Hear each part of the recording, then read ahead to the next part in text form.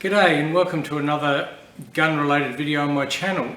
Normally my videos are aimed at kind of gun guys like me who are interested in my content, but today I'm doing a special episode aimed at those people who really don't know anything about guns. It's a result of the tragic shooting death of Halyna Hutchins.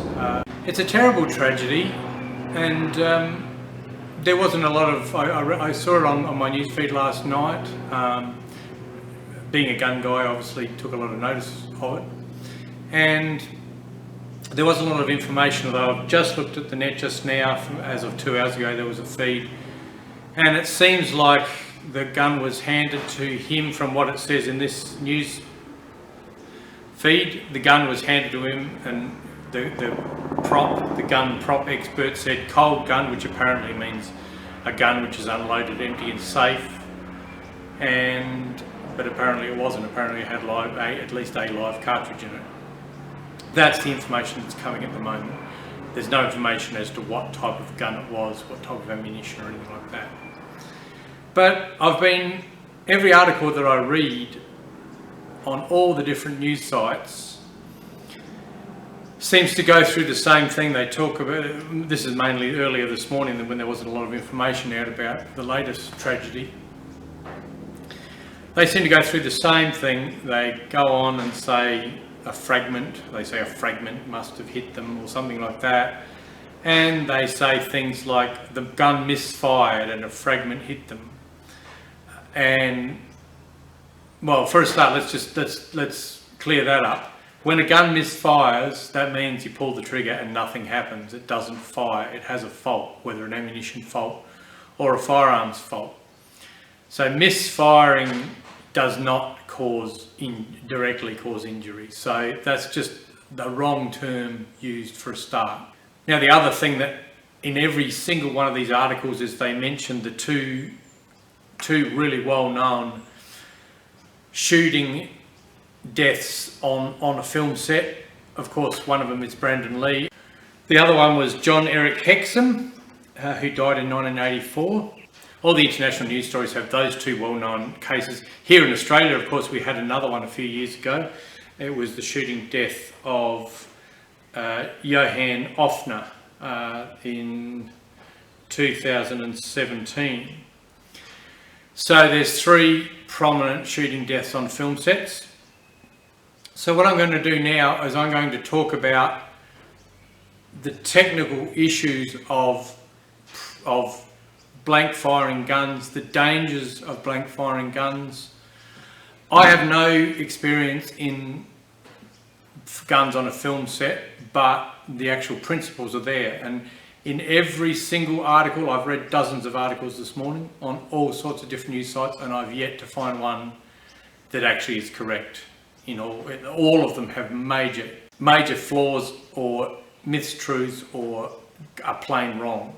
So I thought a video like this may help journalists or possibly actors who are now a bit nervous about being in a situation where there's firearms available, and this information may just help you understand the dangers involved and how to mitigate those dangers, because you don't have to be a movie firearm prop expert to know how to go about that. So to understand some of the dangers of blank firing firearms on film sets, you really need to understand how a normal firearm works. Now, this is a cartridge. This is a 44 caliber Winchester centerfire cartridge. This is a live cartridge. You can see it's a centerfire cartridge. It has a primer in the center. Now, what the primer is basically the detonator. That's what the firing pin hits. So if we compare that one, which is a live cartridge, to this one, which is a fired cartridge, you can see the dent where the firing pin hit. Now, what the primer is, I've got a primer here. Now, this is a live primer that hasn't been put in a cartridge. You can see it's a little cup of nickel plated brass. It has that yellow stuff that you can see, and there's a priming compound, which is a chemical which when struck vigorously will actually burn, will catch fire quickly. So it doesn't explode, it just burns quickly. And you can see that little three-cornered thing that's called the anvil. So that's what allows the firing pin to crush the compound between the tip of the firing pin and the anvil. And then this side is actually pointing to a hole in the case. I can't show you that because I don't have a case without a primer, but and that will the fire will go through the hole into the powder in the case.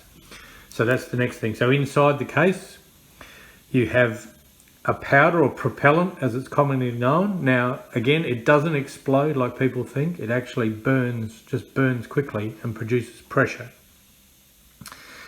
So, and then because this is in a chamber, the pressure pressurizes the bullet, and then as the bullet comes out and accelerates down the bore, the pressure continues to accelerate the bullet down the bore and out the muzzle. Now, a blank cartridge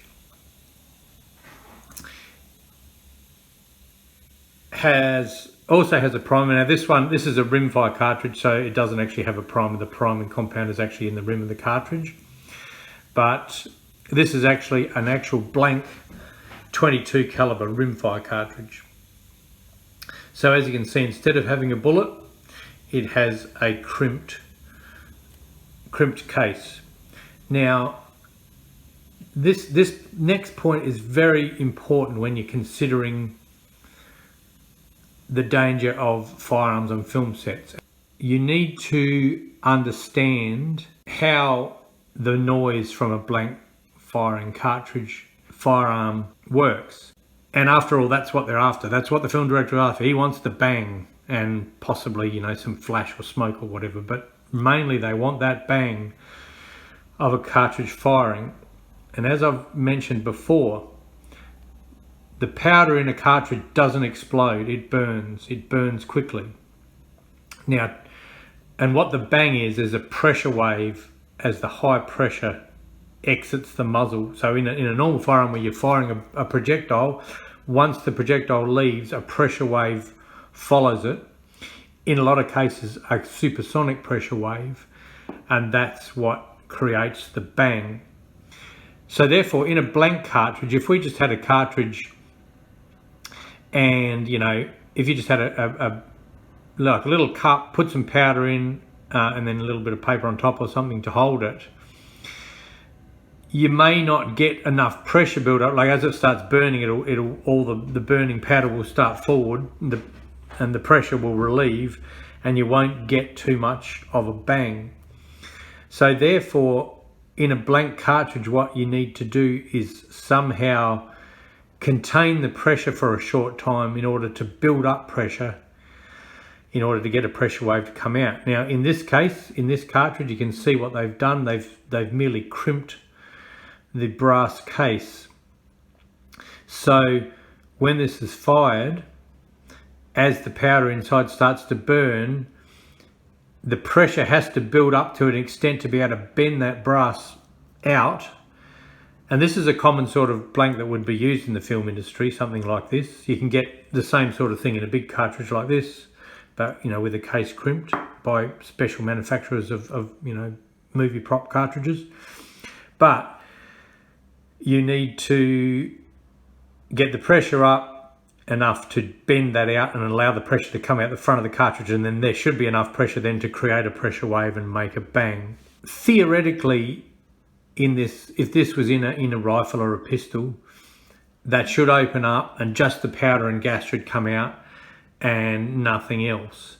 But saying that, you know, there could be little tiny bits of brass break off the edge of the case or something, so it's not impossible that some sort of small solid will come out with the gas in a crimped case like this. So therefore, it probably wouldn't be recommended to aim an actual firearm with a crimped case directly at another person for that reason. Now, some firearms that are blank firing firearms for film use apparently do have like they'll have the end of the barrel will be blocked and there will be gas ports to allow the pressure out the side to actually mitigate the risk of things coming out the end. So that's possible, but in a lot of cases they just simply use a normal firearm and a blank cartridge. And in that case, apparently they avoid, when they fire it, they avoid pointing it directly at the other actor and use film angles to, you know, make it look like they're actually pointing it at them when they're not. Now, the other type of cartridge, blank cartridge you may get, in a larger cartridge, and especially in a shotgun cartridge, the powder again has to be contained, but to actually contain the powder to build up the pressure, you need some sort of wadding.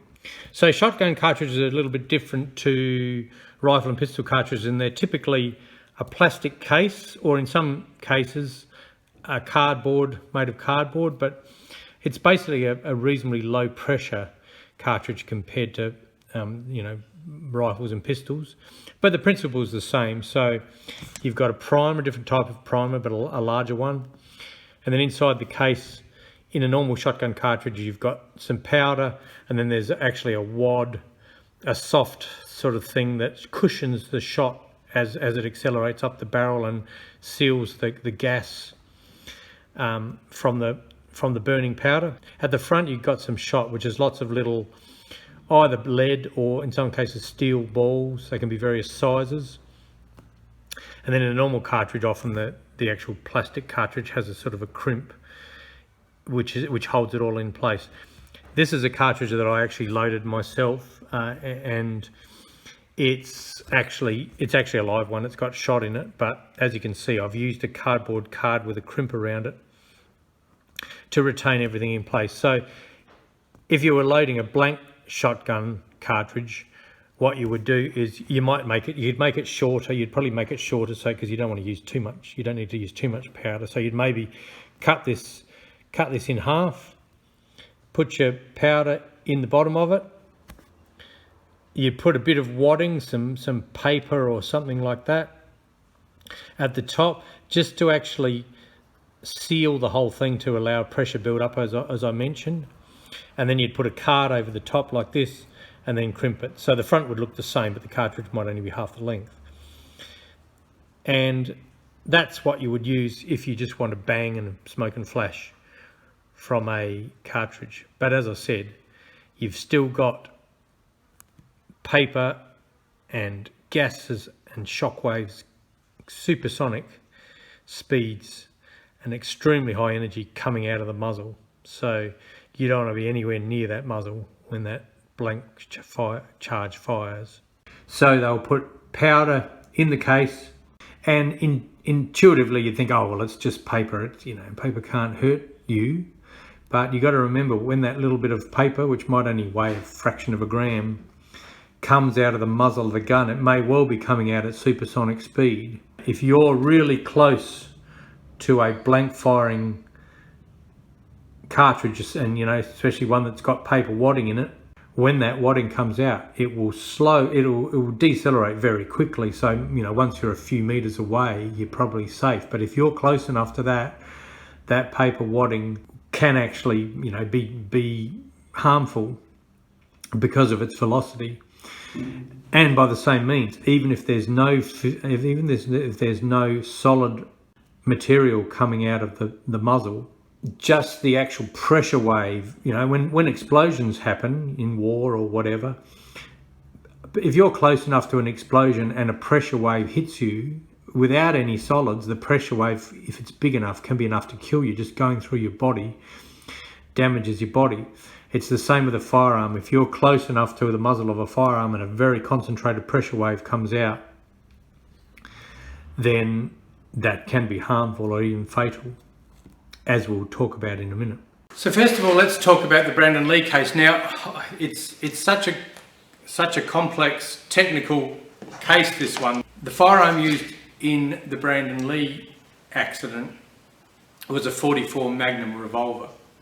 I don't know what, I've had a look and I can't find any information that tells me the actual brand, but most of them are going to be pretty similar.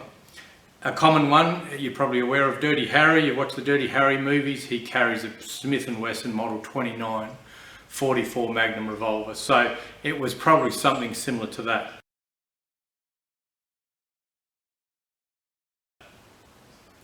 Now what I've got here, this is a Smith & Wesson model 686 .357 Magnum revolver. The .44 Magnum version of this, the Smith & Wesson model 29, is basically exactly the same, just scaled up slightly, probably about 10%, you know, in the size of the cylinder, the size of the frame. Barrel length can vary, and the grips are going to be about the same because they obviously have to grip. So it's basically just this part here would be scaled up.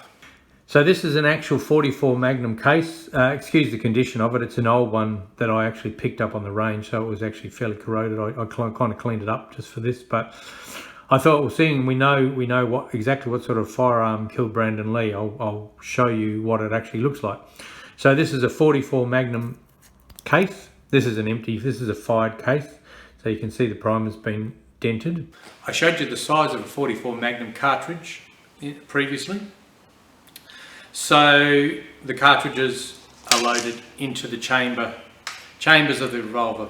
Most .44 Magnums are going to be 6-shot, just like this one is. This is a .357 Magnum, so it's just slightly smaller, but basically the same. Now, on the Brandon Lee movie, The Crow, I think it was called, set, the director wanted a scene where the loaded revolver was pointed straight at the camera from the perspective of the victim who was facing the revolver. Now, normally I don't point my firearms at cameras when I'm making movies, because it just freaks people out. But in this case, I'm going to do it because you need to be able to understand why. I don't have a cameraman. I'm here by myself. There's no one here. I only got blank rounds, so there's no danger. Now, when the director wanted that, this revolver is empty now. There's no cartridges in it. If I point that at the camera,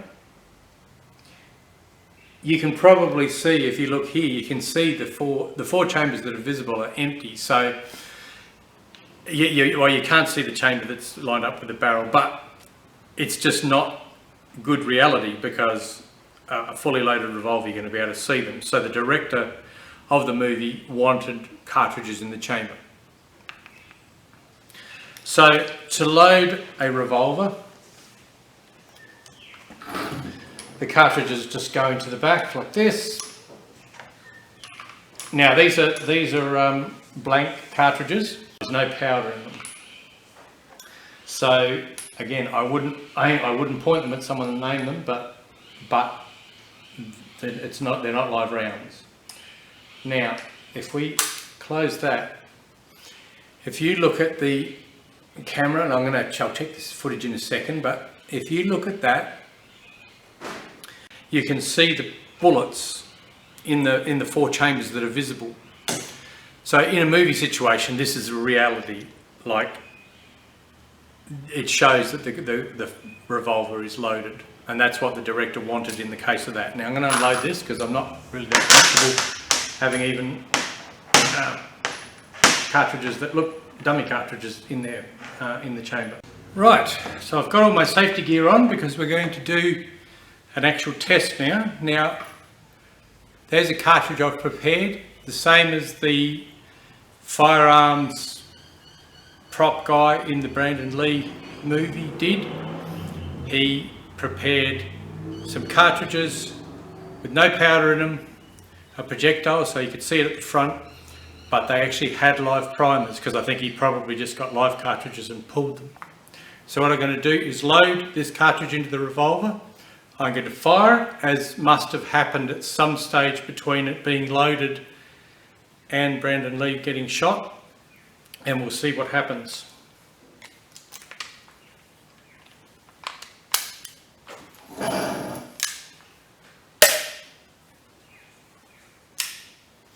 So not much of a noise.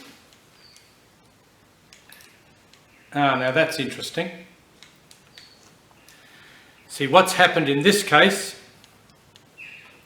is I can't open the revolver because the bullet has actually, the primer's driven the bullet out of the case, but it hasn't driven it all the way into the barrel enough that I can actually open the cylinder. So the bullet's now halfway between the cylinder, but you have to think about the 357 Magnum uses small pistol primers.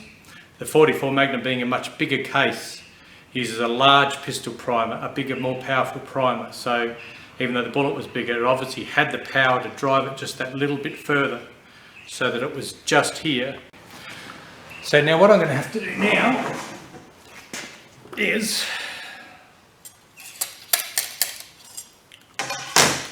alright, it took a bit of knocking. I had to use a brass rod to knock the projectile back out of the forcing cone back into the case, into the chamber, so that I could actually open the revolver. But I've done that now. So there's the bullet. I've actually had to knock it back into the case so I could open the revolver. So I wasn't able to absolutely replicate the conditions of the incident. Alright, so I'm showing you the view here with the cylinder open and the hole that goes into the barrel. Now that part there is called the forcing cone, and basically what that does is as the bullet leaves the cylinder and goes into the barrel, it aligns the bullet and starts squashing it down into the rifling of the barrel. Now I've got another bullet. The other one I got a bit damaged getting it out. So I've got another bullet to show you how it goes in. So you can see that goes in halfway. So that's pretty much probably what happened in my case. The primer only just had enough power to push the bullet in sort of that far, or possibly slightly further. So, and therefore the cylinder didn't open. And in this case, obviously they'd know that there was something wrong. But you can see that if that primer had just a little bit more power, or the other variable is the actual design of the revolver itself. If you had a revolver with a slightly more open forcing cone, which actually allowed the bullet to go all the way in before it actually started meeting the rifling, such that it was in far enough that the cylinder would open, well then that's where the danger would lie, because you'd have a bullet sitting in the bore just here. As you can imagine, let's try that. As you can imagine, if you had a bullet sitting just there, cylinder's closed, bullet's there, and you've got a blank cartridge behind it, to all intents and purposes, you've got a loaded revolver. And when it fires, the actual end result is going to be absolutely no different to having a normal cartridge in the chamber. So in that case, because it was in front of the barrel, no one would have known. The revolver would have opened, they would have got rid of the blank cartridges, the revolver would have appeared empty, but when they came along, loaded it up with blanks for the next scene, in effect, it had a live cartridge in there, because it had a blank and then a bullet sitting just there. And so when it was fired, it's obvious what would happen. So let's get to how could this be avoided? Well, obviously, the firearms armourer made an error in providing blank cartridges that had primers in them. A blank cartridge should be a blank cartridge, just that. It should have no live components in it at all. So you'll either have empty, either use fired cases and put a projectile in them, so it's a blank, or in cases where you might have a case where there might be a close-up of the ammunition being loaded, so you don't want to show obvious dents in the back of the primer. Primers can be rendered unusable by soaking them in water. So the armourer could soak some primers in water so that they're wet, loaded into the case, it will never fire, empty case and cartridge. So you'll have a cartridge then that looks like a real cartridge. It doesn't have a dent in the primer, but it's an actual blank. So yeah, there's things like that. The other thing I think is every time, especially with a revolver where something, or any firearm, I mean, how do we know that the firearm hasn't been leaned up against the wall, something's ended up being dropped accidentally into the barrel, so you've got a piece of whatever in the barrel and a blank charge is fired. and whatever's in the barrel was going to come out at supersonic speeds and be deadly. So I would suggest, if I was an armourer, as I brought a firearm on set, the first thing I would do, firearm is empty, barrel is clear, that's safe. So that obviously didn't happen in the Brandon Lee case. So the next case is the case of John Eric Hexham, who was an actor who was on a set of a movie or film, and when mucking around he had a firearm with blanks in it, and I think he thought he was going to be smart, and he just, obviously no one had explained the dangers to him. He put the gun to his head, mucking around, pulled the trigger, and the shockwave of the blast just killed him. It just would have blown a hole in his head. So, I mean, that's just simply education, I think. Clearly, the armourer in that case hadn't actually advised the actors of the dangers of blank firing firearms, and that was the consequences. As simple as that. That was a pretty simple one. The last one I'm going to talk about is the death here in Queensland, in Brisbane, not far from where I am now, of Johann Offner. That was back in 2017, I think, and he was shot with a double-barrel shotgun. Now, I was just having a look at the an article about the coroner's inquest, which actually only happened a few months ago, and it was found that he was killed by the blast from a blank from a shotgun. It didn't go into specifics, but it did say that he was shot at a distance of 1 metre. So I'm about 1 metre from the lens of the camera with a blank shotgun cartridge. So just the actual blast and the paper and the wadding and everything at that distance was obviously enough to be fatal. So again, just like the last one I was talking about, it was a fault of education. The armourer, I would have thought any film that's from a workplace health and safety aspect, any film that has firearms, just blank firing firearms involved, the armourer would be sitting the actors down before the scene is filmed and said, right, we've got these guns, they fire blanks, this is the danger, this is what we can do, this is what we definitely can't do, and so everyone knows where they stand at the start. And that obviously didn't happen, and that's what the coroner found. He found that the armourer was negligent in providing information to the actors. Now, since I filmed most of this video, the information has come out that the firearm in question in this recent tragedy was actually an 1873 Colt single action, often called the Single Action Army, and that makes sense. The movie was set in 1880, and the Colt Single Action Army would have been a widely used firearm at that time. So this was actually the first really practical, successful repeating handgun, and it does operate in quite a different way to the more modern revolvers, which I've already showed you.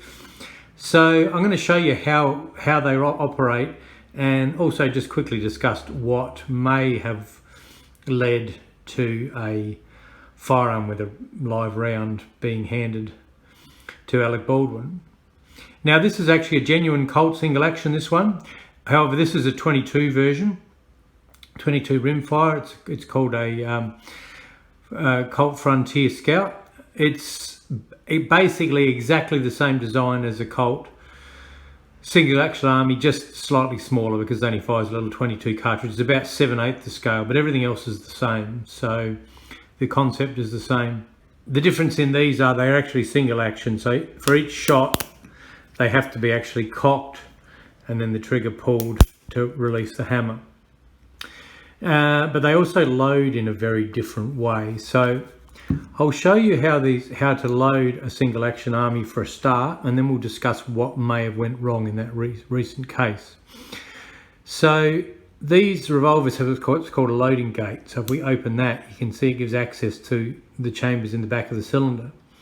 Now, at the moment, the cylinder is still locked. It can't move because it's being held in place by the cylinder stop. So what we have to do is put it on half cock, and that pulls all the mechanical parts away from the cylinder and allows it to rotate. Now the single action Army was a 6-shot revolver, and so the way that it's loaded is, as I showed you, half cock, open the loading gate, and I've got some training rounds here, so they're perfectly safe. And you'd basically just load each one individually, like that.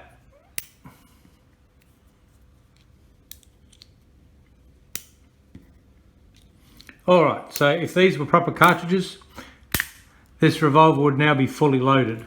And then after you've fired, to unload, you again go to half cock, open the cylinder, and you've got an ejector rod, which, because you've obviously got an empty case in there, or if you've got live rounds that you want to take out of the revolver. But unlike the modern revolver that I showed you, which ejects all the rounds in one push of a lever or a pin, these they have to be ejected individually. So as you can see, 1, 2, 3, 4, 5, 6. Okay, so then that's around to the next one. So as you can see, it's not so easy in this revolver as it is in the other one to quickly look and see that the revolver is empty, because what can happen is if somehow there's a single round left in the chamber, so these rounds of course are bright orange, so they're a lot easier to see, but say someone picked up the revolver, so alright, so say the revolver's lying around like this, someone picks it up and they open the loading gate, they might look, oh, there's an empty chamber there, that might be all they do, or they might go, oh yeah, no, it looks like it's empty, no worries. However, as you'll see, there is one in there.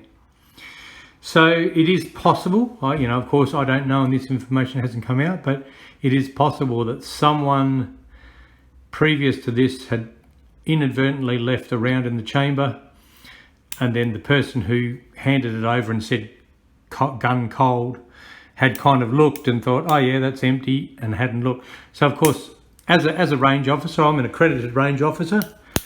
If I've got someone who's got a single action revolver like this on the firing line, basically what we do is we go, okay, 1, 2, well, let's just get rid of that one for a start. So we'd go, okay, 1, 2, 3, 4, 5, 6, and then we do a few more just to be sure. And once you've done that, you go, okay, there's none hiding there, we know it's completely empty, and that's how we do it. But it is possible that someone didn't go to that extent, and it may be that they thought it was empty and there was a single round left in one of the chambers, or it may be that like the whole thing was loaded and they didn't even check. You know, of course I don't know, but because of the different design of the Colt single action, there is more possibilities as far as someone negligently leaving a cartridge in the cylinder. So I think that's pretty much about it. So